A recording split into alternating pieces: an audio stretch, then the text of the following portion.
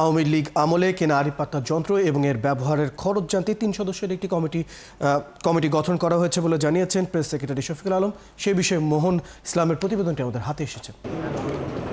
Malaysia সফর থেকে ফিরেই উপদেষ্টা পরিষদের সঙ্গে বৈঠক করেছেন প্রধান উপদেষ্টা। বৈঠকে হাসিনার আমলে কেনা আড়ি পাতা যন্ত্র কত দামে কেনা হয়েছে এবং কী কাজে এর ব্যবহার হয়েছে তা বিস্তারিত জানতে গঠন করা হয়েছে তদন্ত কমিটি। এর প্রধান করা হয়েছে বিশেষ সহকারী ফয়েজ আহমেদ তৈয়বকে।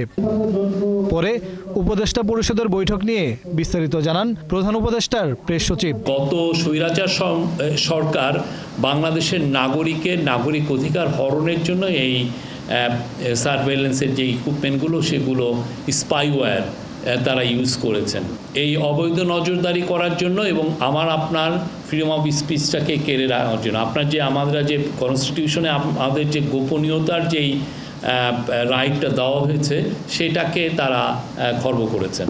তো সেইটার উপরে একটা কমিটি করে দেওয়া হয়েছে যে এটাকে ইনভেস্টিগেট করার জন্য, যে কত টাকার কত মিলিয়ন ডলার এটা কেনা হয়েছে এবং কোথা থেকে এইগুলো কেনাছে। অলরেডি যে রিপোর্টে এসছে যেগুলো অনেক কিছুই ইসরায়েল থেকে কেনা হয়েছে। এই সরকার আড়ি পাতা যন্ত্র ব্যবহার করছে কিনা এমন প্রশ্নের জবাবে তিনি বলেন, সরকার বেআইনি কোনো কিছু করছে না। এই সরকার আনলফুল কোনো কিছু করছে না, এটুকু আমি বলতে পারি। কোনো আনলফুল কোনো কাজ করছে না। এবং এইটা যে আগের গভর্নমেন্ট কিভাবে এইটাকে আড়ি পাতা কিভাবে ওরা ইউজ করেছে এবং আনলফুলি কিভাবে ব্যবহার করেছে তার মানে প্রকিউরমেন্ট প্রসেসটা থেকে কিভাবে ইউজগুলো হয়েছে পুরো জিনিসটা আপনার আমার কিভাবে নাগরিক অধিকার খর্ব করা হয়েছে এই পুরো জিনিসটা এই কমিটি দেখবেন। পুলিশের জন্য মারণাস্ত্র কেনা নিয়েও তদন্ত কমিটি গঠন করা হয়েছে বলে জানান তিনি।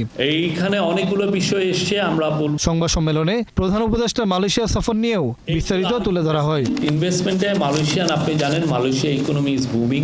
মোহন ইসলাম, ৭১, ঢাকা।